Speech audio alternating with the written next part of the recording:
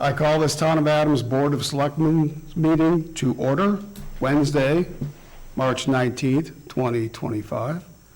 Would everyone please stand and join the board for the Pledge of Allegiance? I pledge allegiance to the flag of the United States of America and to the republic for which it stands, one nation, under God, indivisible, with liberty and justice for all. Thank you. First item on the agenda is approval of minutes, March 5th, 2025. What is the board's pleasure? Mr. Chairman, before we do that, can you remind folks that the meeting is being recorded? It's been a few weeks, right? This meeting is being recorded. The Board of Selectmen meetings are recorded and televised live on Northern Berkshire Community Television, channel 1303.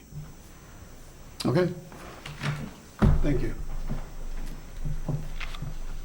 Mr. Chairman, I'll make a motion to waive the reading of the minutes and approve them as submitted for March 5th, 2025. Motion by Christine. Do we have a second? I'll second. Second by Ann. Any discussion, changes? Hearing none, all those in favor say aye. Aye. Any opposed? And one abstention, myself.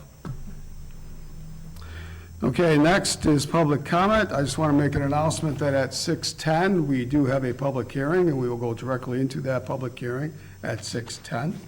Public comment, anyone who would like to come up and address the board?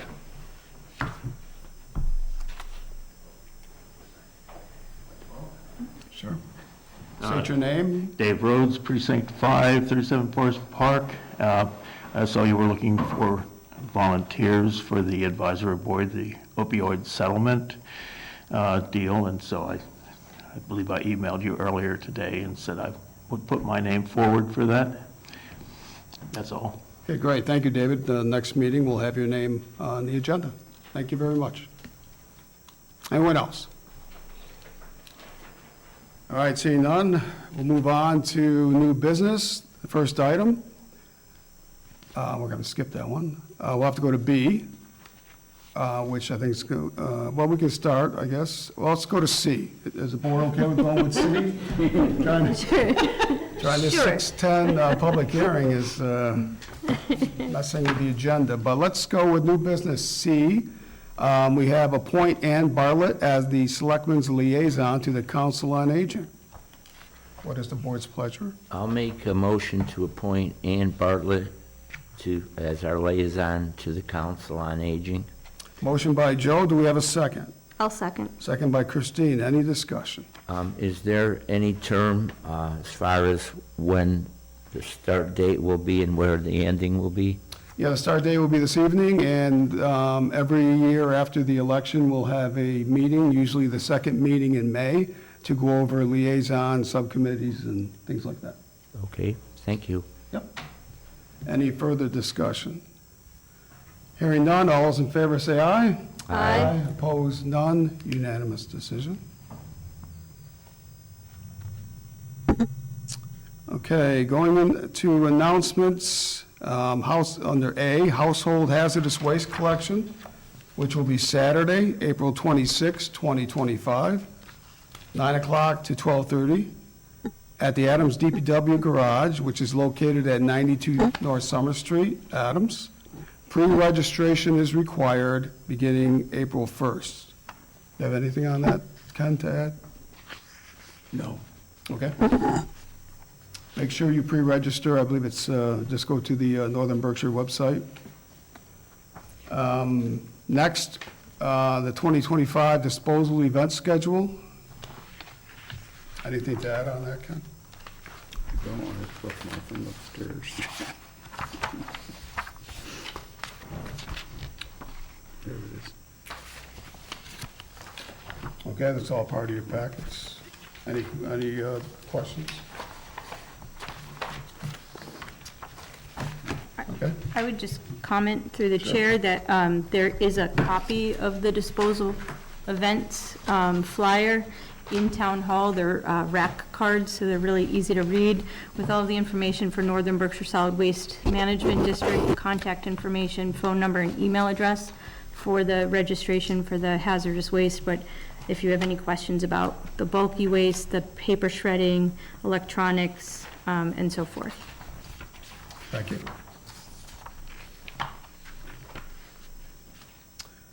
Next is the, under announcement C, Northern Berkshire Opioid Abatement Fund Advisory Board volunteers needed, and we do have one that has stepped forward. Anyone else interested, please reach out to the town administrator's office. And hopefully we'll have 2 individuals for the next meeting to appoint. And the last item under announcements. Mr. Chairman? Sure. Through the chair, would it be okay if Mr. Walto read the memo that he put in our packets? It gives a little bit more information about the abatement, the opioid abatement collaborative. So if there's anybody. I would happy to paying- read it, because I left Yep. my upstairs. So if there's anybody Thank you so much. who's not in the room, who might be watching, is Yes. interested, it'll have more information. The Select Board signed on to an opioid collaborative in December. So in December, the town became part of the North Berkshire Opioid Abatement Collaborative. The purpose of the collaborative is to enable municipalities to have a shared commitment to use the abatement funds recovered from statewide opioid settlements to supplement and strengthen resources available to Massachusetts communities and families for substance abuse disorder prevention, harm reduction, treatment, and recovery. The collaborative will have an advisory board convened by the Berkshire Regional Planning Commission as the host agent. 2 members will be appointed by the Select Board, 1 full voting member and an associate member who may vote only when the full member is not in attendance. Among the many duties of the board are the following: review reports and recommendations from the municipalities and available assessments, review, approve, and amend the annual program budget review, and approve all proposals, contracts, and grant applications sought by the collaborative, review all hiring proposals by the host agent, including any proposals to hire a community coordinator, and to adopt policies and regulations for the collaborative. Thank you. I'm going to take it back, though, so I have it. Thank you. Any questions from the board? Okay, we have 6:07. And we'll do the final announcement under item D. And we'll have the town administrator read a letter. It's a memorandum from DPW Operations Supervisor and Wastewater Treatment Superintendent, flushable wipes. Okay. You're on. This letter is to advise the Board of Selectmen that over the last several weeks, there has been an increased number of repairs into the wastewater treatment plant and the sewer collection system throughout the town. Robert Rumbold, Superintendent of the Wastewater Treatment Plant, and I, meaning Tim Coda, along with the Wastewater Department of Public Works employees, have spent manpower, hours, and resources troubleshooting and repairing collection systems and equipment due to the presence of flushable wipes being sent through the sewer system by residents in several areas of the town. Marketed as flushable, these wipes should not be flushed down a toilet as they do not decompose and disintegrate before making their way to the wastewater treatment plant. They sit in the structures, creating blockages and backups in the line, causing costly damage from backups to homes and the sewer collection system. Damage to the wastewater system includes clogging pumps and causing equipment failure due to their inability to break down as toilet paper does. Clearing the system of the wipes and repairing costly equipment increases the operational costs of the facility. There's also an added cost associated with disposing of the wipes, with handling, hauling, and landfill expenses. Environmental impact of the wipe includes harming the environment and ecosystems of our waterways as the wipes manage to make it into the rivers, harming wildlife and adding to pollution, along with the possibility of raw sewage spewing from blocked pipes. Wipes, paper towels, and sanitary products should never be flushed. They should be placed in the household trash and disposed of. The Commonwealth of Massachusetts is addressing the issue of sanitary wipes by introducing bills such as Section 589 titled, "An Act Protecting Wastewater and Sewage Systems Through the Labeling of Non-Flushable Wipes." The act aims to mandate the clear labeling of these wipes with "Do Not Flush" on the items sold in Massachusetts. This legislation seeks to reduce the number of wipes entering the wastewater systems thereby alleviating the associated costs and environmental impacts. Any discussion from the board? Yes, I'd like to say that we knew this has been happening for quite some time. This is not just the first time that we've heard about this.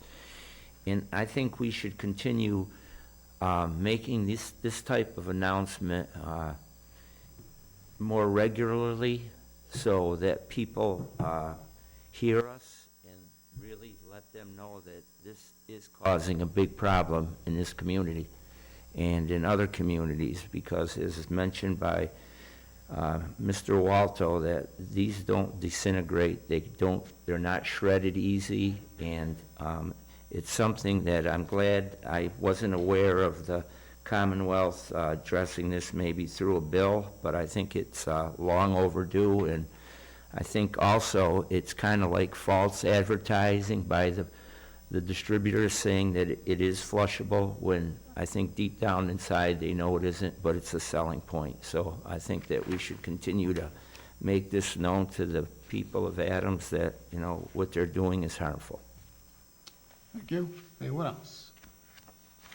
Just add one thing, is I've been to the wastewater treatment plant, and there's the wipes that do make it through to the plant, there's kind of like metal posts, and they're collected there, and they have to be removed by hand. So our workers down there have to remove the wipes that make it down to the plant. They have to remove them all by hand. So if anyone who wants to volunteer doing that, you're welcome. But I was like, my goodness. So that's what happens. That's the process. So thank you for that information. And Joe, you're correct. We need to continue to bring that up. All right.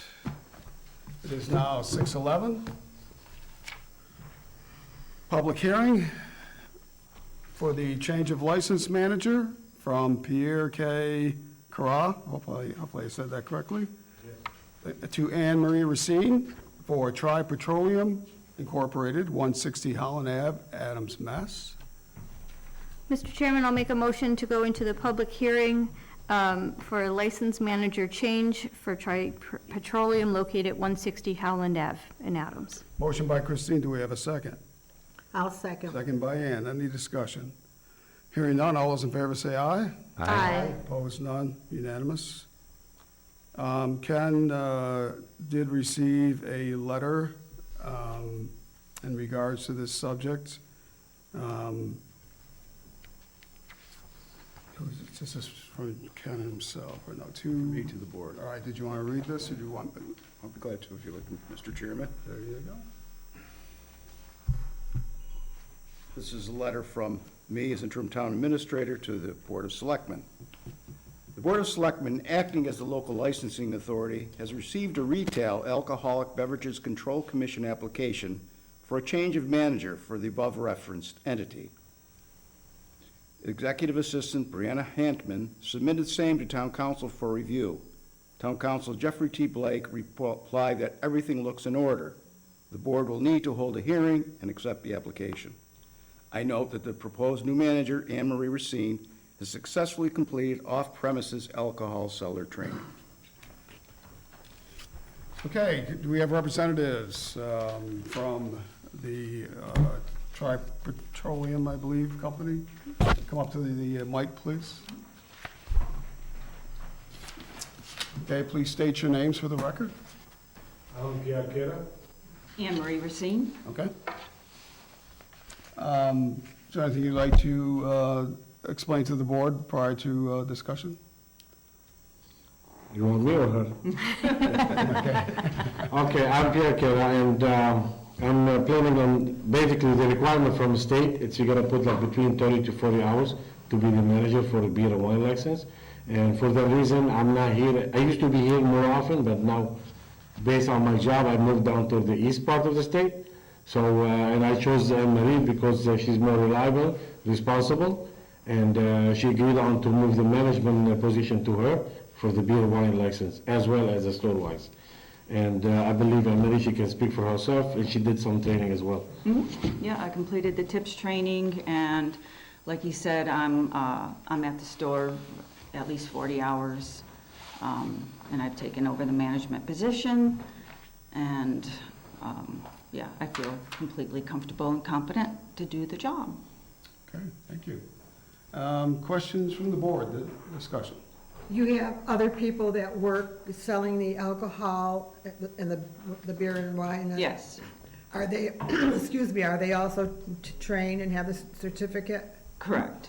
Now, Not that, yeah, no, it's in the process now. We have, I think, 3 right now, beside Emery, and it's a, see, it's as, the problem these days, a lot of turnover employees. So by the time you hire an employee, 2 weeks, 3 weeks, he never show up, so he's gone. So we're trying to go like within at least 60 days period. The person who last, we go for the tips training. Now, part of this, they designate for my corporates, and they said, why don't we tips train everybody after a month instead of 60 days? Whether they stay or not, that $15 it's not gonna break us through, but at least we'll be on the safe side. So now, starting April 1st, everybody's gonna be tips trained within the 30 days to start on the employment. Okay. Any further discussion, questions from the board? Just a comment, I think that your choice to do that is advantageous because she lives really right nearby, so if anything arises, she would be there like a Minuteman. Yep. and- Absolutely. Yep, and I want to thank you too for investing your money in our community. That was certainly a shot in the arm when you took over that dilapidated building and made it into what it is today. Likewise, I want to thank you guys for the whole community also for your support as well. Because without your support, actually, we won't survive. Working together. Good. Absolutely. Okay. Anything else from the board? Ken, do you have anything? No, I think everything's in order. Okay, let's have a motion to come out of public hearing. It's a public hearing, so you have to open up to the public. Oh, yes. Anyone in the audience who would, has anything to add to this discussion? Hearing none? Okay. You good? Now we can close.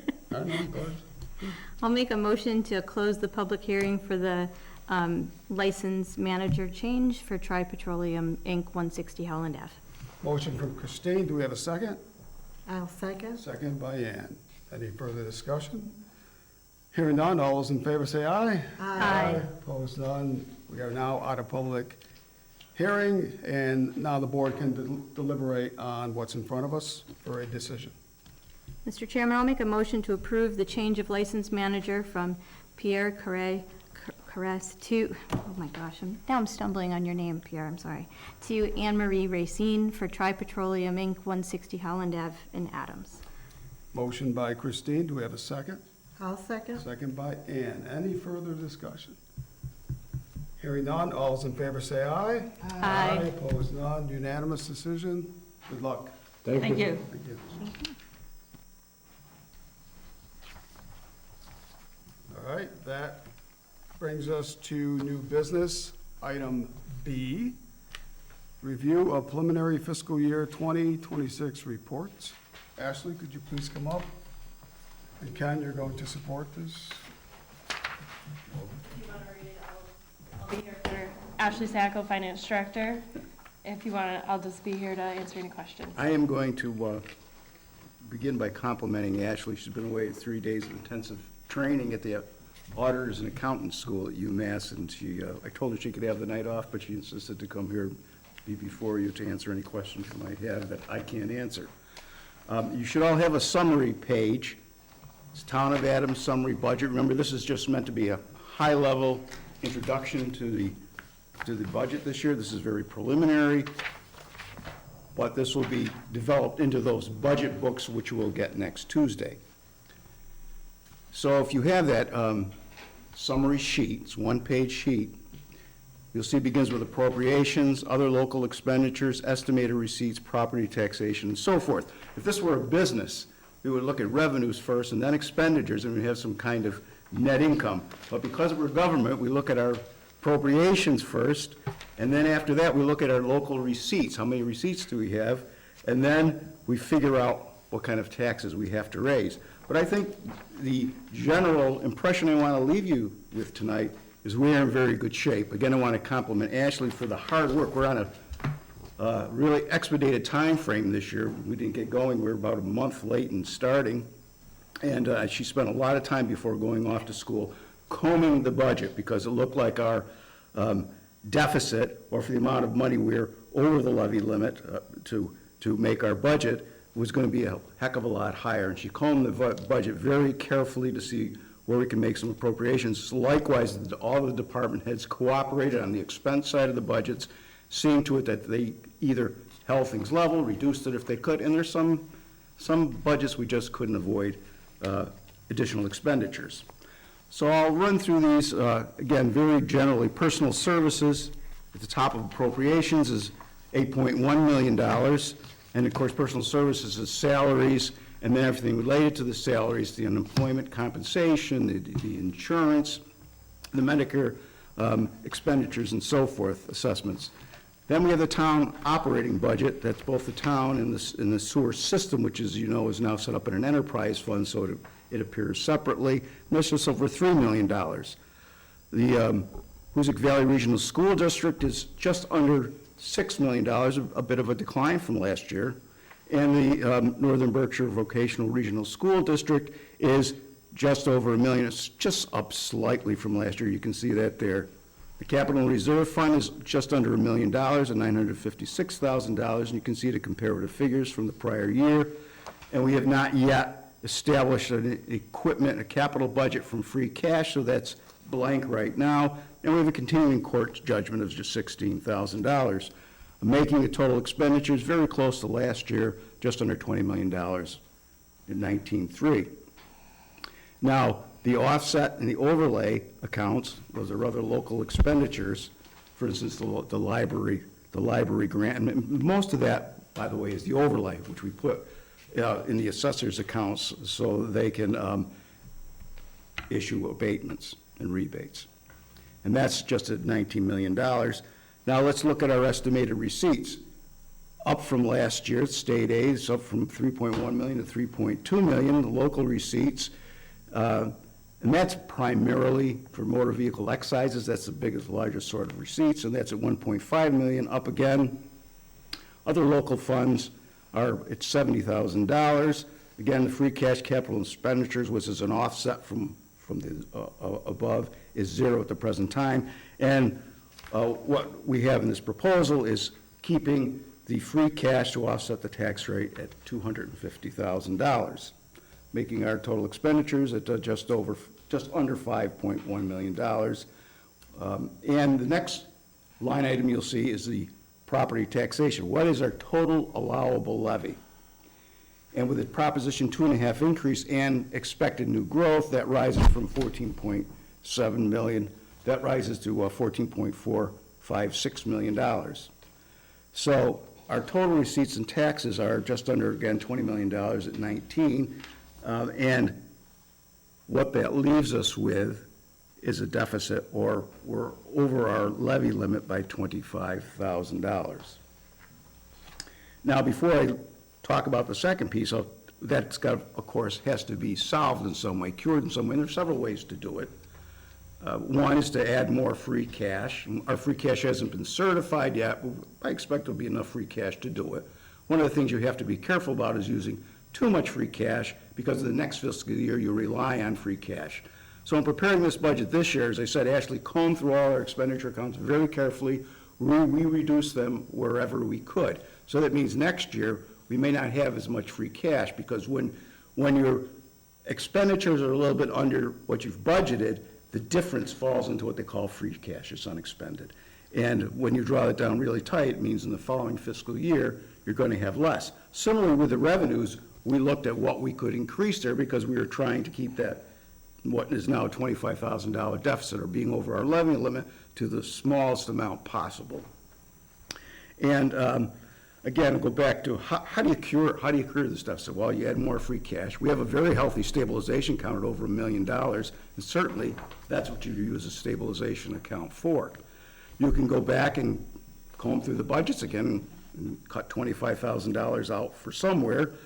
You could ask for an override, but I don't think anybody in town would vote for for an override even at this modest expense. And one other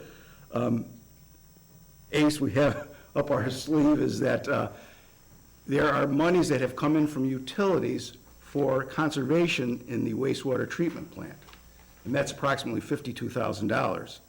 Now, that just doesn't, we have to appropriate that at town meeting, but that could be put into the budget, and that would offset those expenses, because when we go and we look more carefully at wastewater, we're gonna see how those expenses has increased. They're out of our control, you know, they're for treatment of the sludge, and the chemicals that go into treating the sludge and the hauling of the sludge and so forth. So that's one of the bigger expenses that we cannot avoid.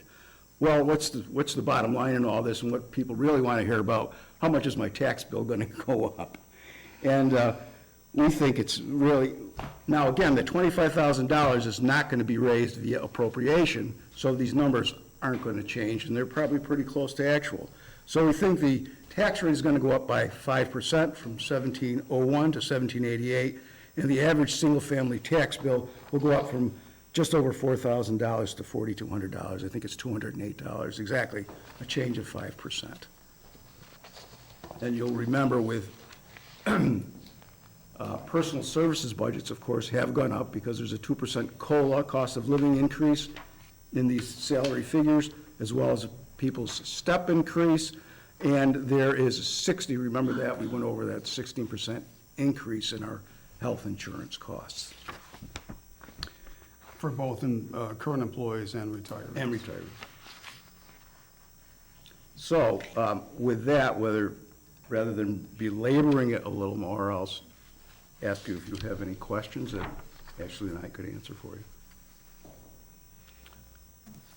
No, I just got this because I wasn't able to get into it, so I haven't looked at it closely.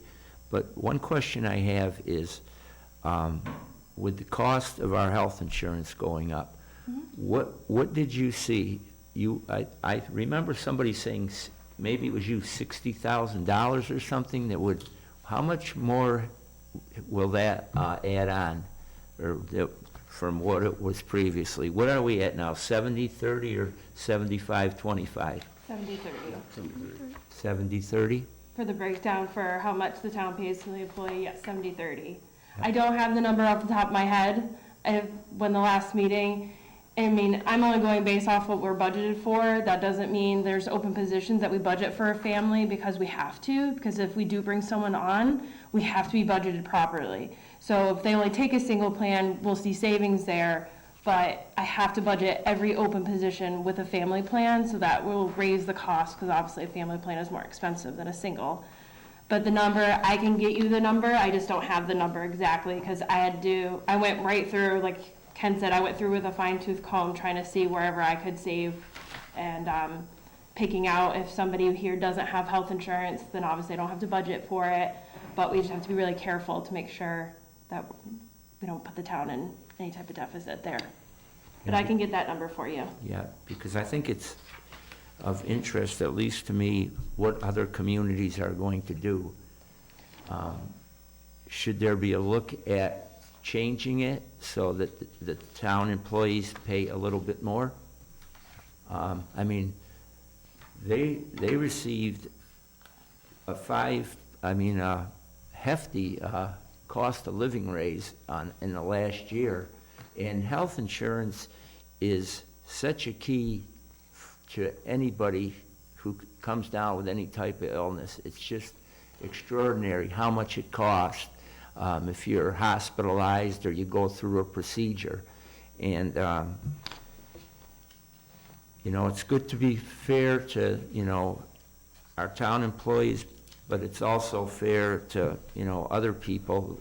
Like, I know mine has gone up some, and, I'm on a pension and things, and so, that's just something to think about, dabble, talk about, but I'm interested to see what other communities that are in the same health care plan that our town is, to see what they're going to do to remedy. Will there be cuts to employees? Will there be other things that take place in order to offset that? because, you know, we're not just talking present employees, as was mentioned. This is also our retirees, and we have a full complement of every position in this community has been filled.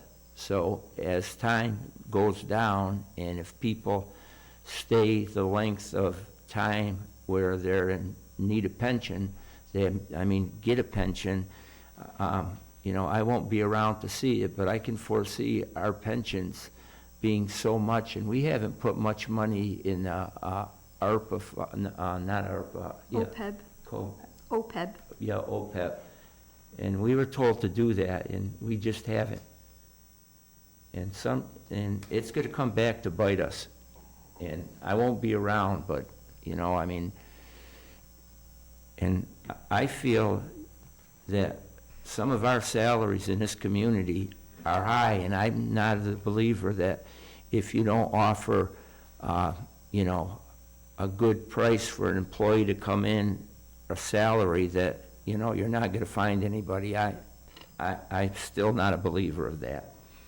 And that's all I have to say. I'll have some more questions, but thank you for what you've done so far.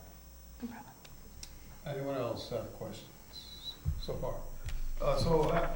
Ashley, the school numbers are all preliminary. Their school committees haven't approved their budgets yet. Nope, correct? these are just the numbers that I last, Ken got McCann, and then I received the packet from the last time Huzik met.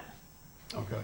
There is the outside articles, fiscal year 25 has 255,000. It's at the bottom of appropriations.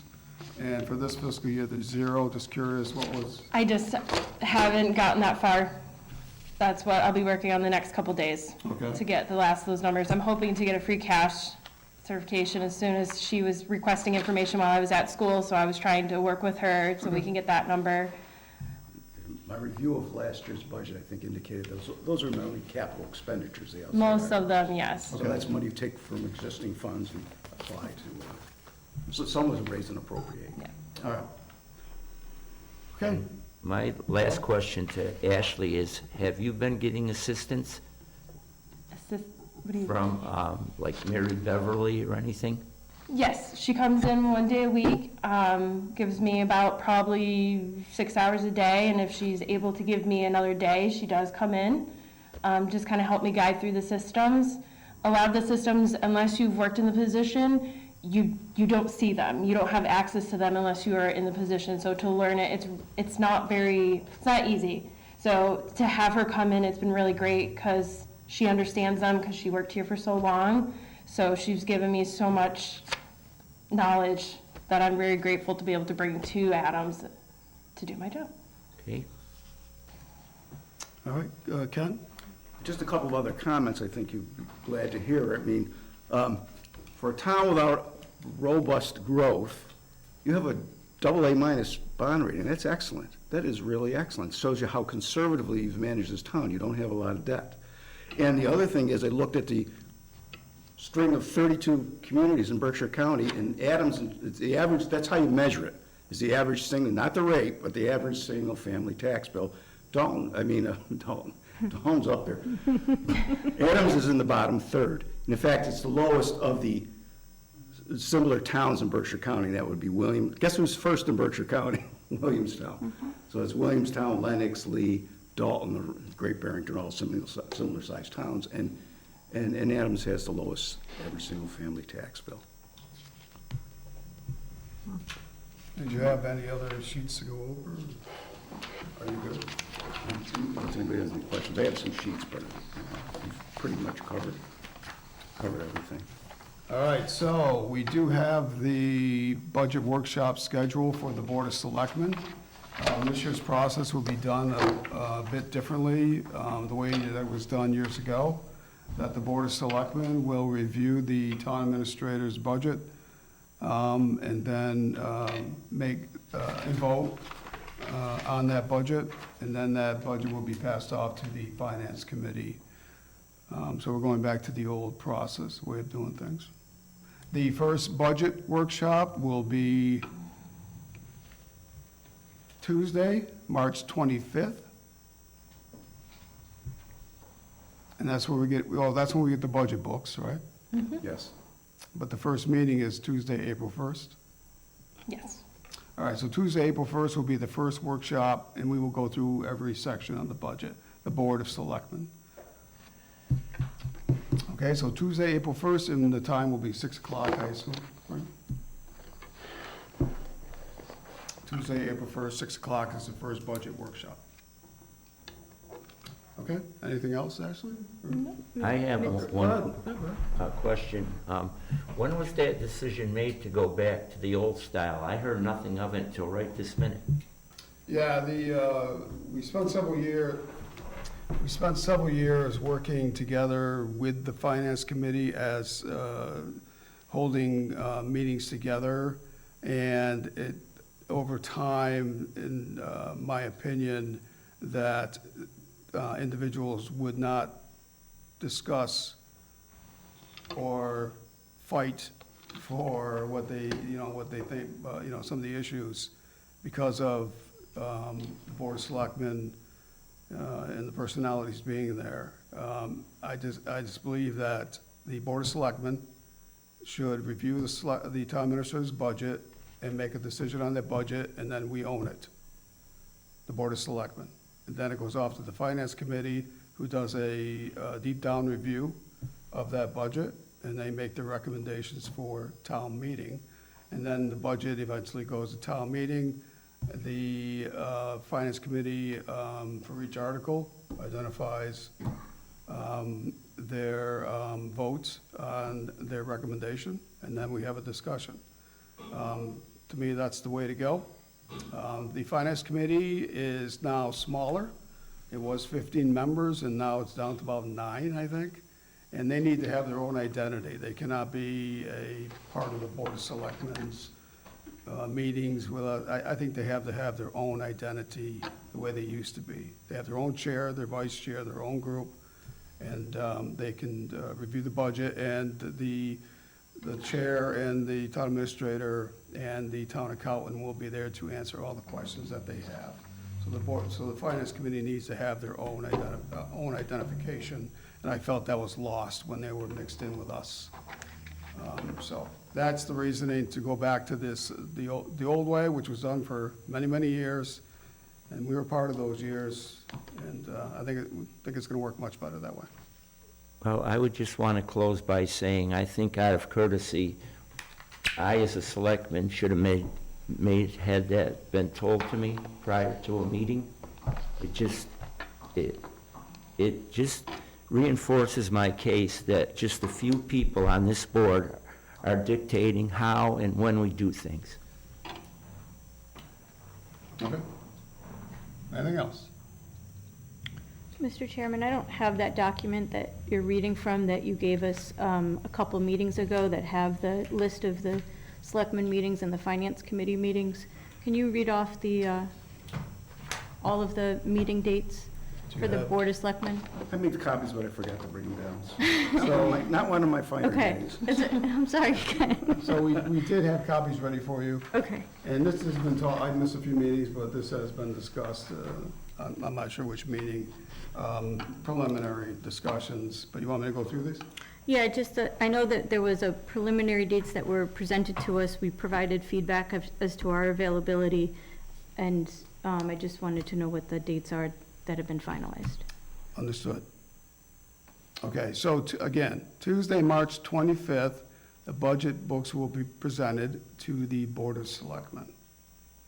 And we will receive a budget introduction and overview presentation of the first section of the budget, which is really a high-level overview of the budget, okay?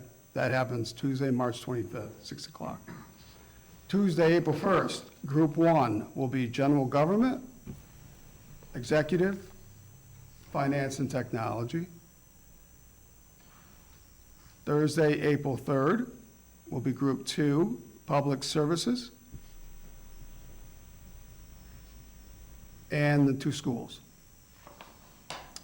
Tuesday, April 8th, Group 3 will be Inspection Services, Public Buildings, Facilities, and Public Safety. Thursday, April 10th, will be Group 4, the Greylock Glen, Community Development, Public Works, Wastewater Treatment, and Capital.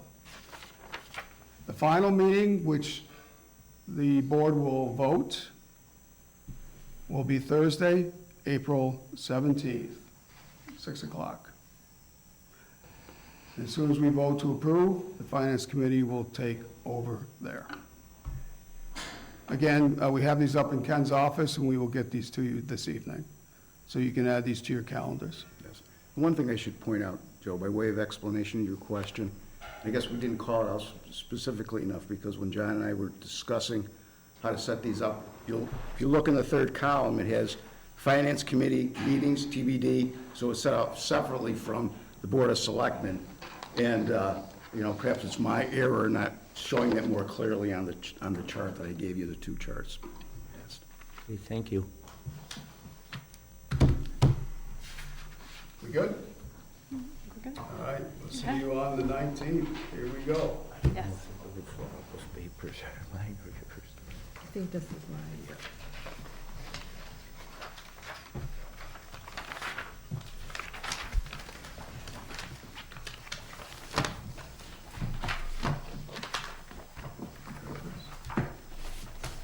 All right, so we have pretty much covered everything on the agenda this evening. Did I miss anything, guys?